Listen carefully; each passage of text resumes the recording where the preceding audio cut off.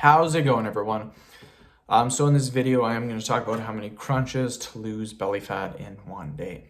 So before I get started, please subscribe to my channel if you haven't already. I do appreciate the support. It helps my channel grow.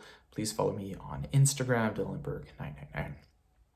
So this was a question from a subscriber. Now, I can help you guys to lose belly fat in one day. 1, 2, 3 days, I can help you lose quite a bit of belly fat. The thing is, it's not going to be from crunches. It's going to be from manipulating your water weight, manipulating your sodium, your carbs, and stuff like that. You can drop 10, 12 pounds pretty easily, and it will make your belly fat look less. The thing is, doing crunches is not going to help your belly fat in one day. Like, obviously, if you do it for a while, it'll help, but not in a day.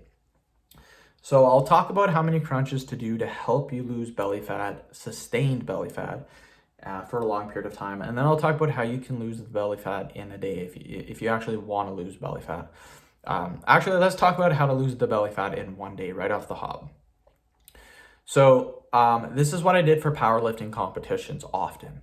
I would manipulate my water weight. So what I would do is I would, right before my powerlifting competition, I would have to weigh in at 182.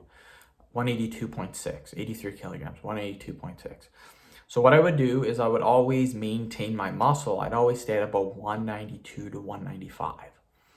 The reason why this works is because after you weigh in and you carb back up, you have more sodium, then when you're competing come competition, you're actually 195 and everyone else is 180. So you're 15 pounds heavier. This allows you to lift way more weight than other people. So it's a huge advantage. You just have to know how to do it properly.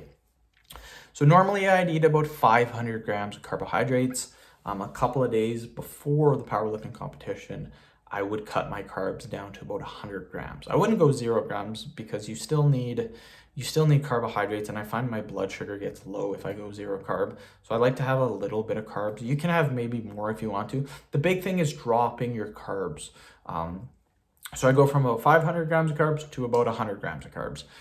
With less carbs, usually your sodium will go down. So I think I was eating about 3,500 milligrams of sodium. Again, that's high, but you have to keep in mind I was eating about 4,500 calories a day. So that's not actually that high for the amount of calories I was eating.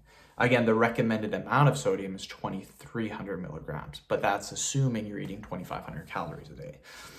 So my sodium would go from about 3,500 down to about 2,000, 2,300.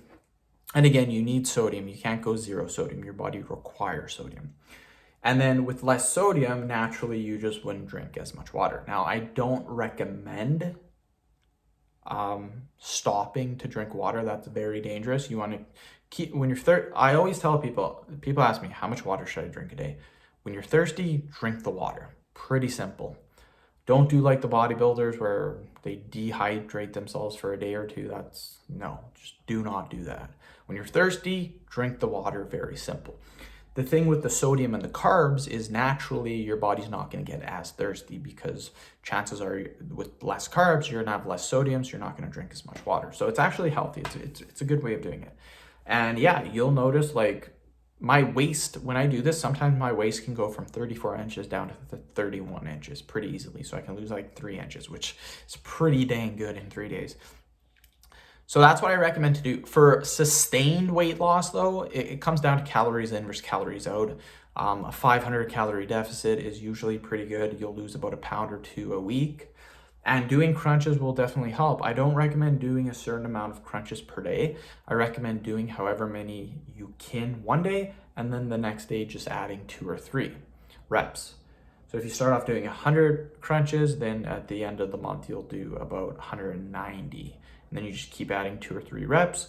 Then after 5-6 months, hey, I'm now doing like 800 crunches or something like that.